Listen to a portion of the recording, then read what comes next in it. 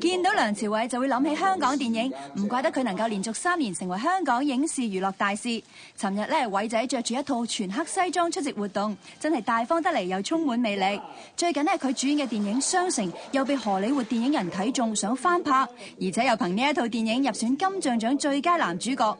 咁偉仔有冇信心攞獎啊？對於亞洲一啲傑作，我覺得能夠被提名已經係業界同埋好多觀眾對一個演員嘅肯定。咁我覺得能夠提名已經係好開心，能夠攞獎，我覺得都仲係要睇有冇運氣嘅。咁我自己係1/5嘅機會。另外，財爺啱啱公布將會撥出3億元幫助香港電影發展，偉仔又點睇呢？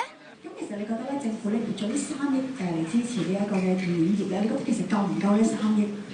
好難講話夠同唔夠，但係我覺得係起碼係一個好好嘅開始。咁但係至於呢3億將會點樣用，我相信都仲係要政府同業界要做好多商討啊，要開好多會。咁但係我覺得起碼係一個好好嘅開始。講完電影，偉仔就透露新年同嘉玲去咗日本滑雪啦。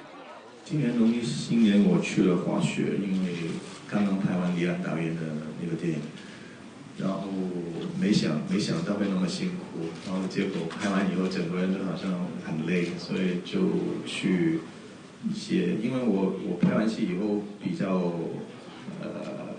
喜歡去一些比較鄉下的地方，就是沒有高樓大廈，然後感覺可以放鬆。不過大家最想知咧，都係早前嘉玲同台灣富商郭台銘高調亮相傳出緋聞，偉仔有冇呷醋呢？